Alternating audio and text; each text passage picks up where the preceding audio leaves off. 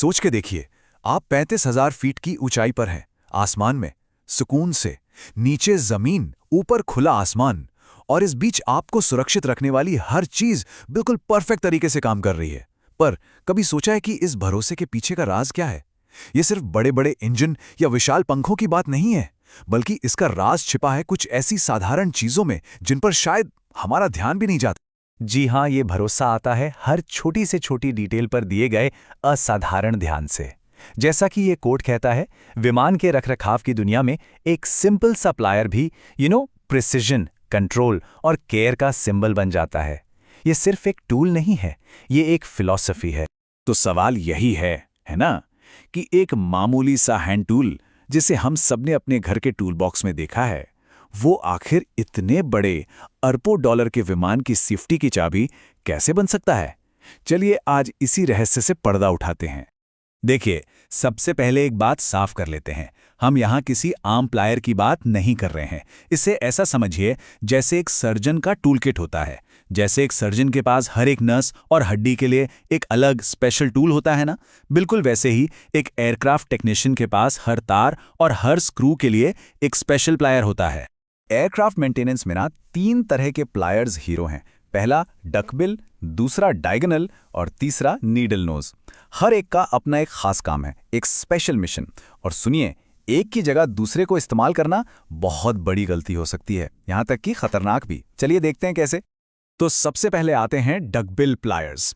इनके जो जबड़े होते हैं वो बिल्कुल बत्तख की चोंच की तरह पतले और फ्लैट होते हैं। और इनका बस एक ही काम है, लेकिन बहुत ही जरूरी काम, सेफ्टी वायर को ट्विस्ट करना। और ये काम इतना सटीक होना चाहिए कि इसके लिए कोई दूसरा टूल काम ही नहीं आ सकता। और ये जो अनोखा आकार है ना, ये सिर्फ डिजाइन के लिए नहीं है, ये वायर में एकदम बराबर यूनिफॉर्म ट्विस्ट बनाने के लिए परफेक्ट है, ताकि वायर में सही टेंशन बना रहे। सोचिए, अगर टेंशन थोड़ा सा भी कम या ज्यादा हुआ तो फ्लाइट के दौरान जो वाइब्रेशंस होते हैं उससे ये तार टूट सकता है, और इसके नतीजे काफी गंभीर हो सकते हैं। मतलब एक छोटी सी चीज पर पूरी फ्लाइट की सेफ्टी इसी पर टिकी है। अब आते हैं टीम के कटर पर। ये हैं डायगोनल प्लायर्स, जिनको इंडस्ट्री में लोग डाइक्स भी कहते हैं। इनके छोटे तिरछे ब्लेड्स इन्हें एक सुपर पावर देते हैं। तार, रिवेट्स और पिन्स को एक ही झटके में बिल्कुल सफाई से काटने की ताकत, बिना किसी खरोच या डैमेज के। और इनकी एक काटने की क्षमता इन्हें बहुत जरूरी बना देती है, चाहे नया सेफ्टी वायर लगाना हो या कोई पुराना घिसा हुआ तार निकालना हो। हर बार एक परफेक्ट क्लीन कट जरूरी है, क्योंकि एक गलत कट आसपास के किसी सेंसिटिव पार्ट को आराम से डैमेज कर सकता है। और हमारे 3 स्पेशलिस्ट्स में आखिरी हैं नीडल नोज प्लायर्स। इनकी लंबी पतली नाक इनकी पहचान है। ये उन्हें उन मुश्किल तंग जगहों तक पहुंचने में मदद करती है जहां हाथ या उंगलियां जा ही नहीं सकती। इनका काम है छोटे छोटे पार्ट्स को पकड़ना और बिल्कुल फाइन ट्यूनिंग करना। लेकिन इनकी यही सटीकता इनकी कमजोरी भी है। देखिए, नीडल नोज प्लायर्स जो हैं वो हैवी ड्यूटी काम के लिए नहीं बने हैं। अगर इन पर जरा सा भी ज्यादा जोर लगाया गया तो इनके जबड़े या तो ढीले पड़ जाते हैं या टूट भी सकते हैं। और एक बार ये खराब हो गए तो बस ये अपने काम के लिए बिल्कुल बेकार हो जाते हैं, और टेक्नीशियन का काम बीच में ही रुक जाता है। तो इन स्पेशल टूल्स की जरूरत इतनी क्यों है? इसे समझने के लिए आइए एक बहुत ही जरूरी प्रक्रिया को देखते हैं, सेफ्टी वायरिंग। ये एक ऐसी तकनीक है जिससे एयरक्राफ्ट के नट्स और बोल्ट्स को फ्लाइट के दौरान तेज वाइब्रेशन से ढीला होने से रोका जाता है। सोच लीजिए, ये एक तरह का लॉक है। अब इस सेफ्टी वायरिंग के प्रोसेस में डकबिल और डायगोनल प्लायर्स के रोल्स एकदम अलग अलग हैं, साफ साफ। डकबिल का काम है वायर को ठीक से ट्विस्ट करना, और डायगोनल का काम है उसे काटना। सिंपल, एक दूसरे का काम करना यहां ऑप्शन ही नहीं है। ये ना एक परफेक्ट डांस की तरह है। डकबिल प्लायर्स वायर को बिल्कुल सही टेंशन के साथ ट्विस्ट करते हैं, और फिर डायगोनल प्लायर्स आते हैं और उसे ऐसे काटते हैं कि कोई भी नुकीला सिरा ना बचे, क्योंकि वही नुकीला सिरा आगे चलकर किसी और पार्ट को नुकसान पहुंचा सकता है। और अगर इस डांस में एक भी स्टेप गलत हो गया तो पूरे सेफ्टी सिस्टम पर सवाल उठ जाता है। तो अब हम इन स्पेशल टूल्स को तो समझ गए।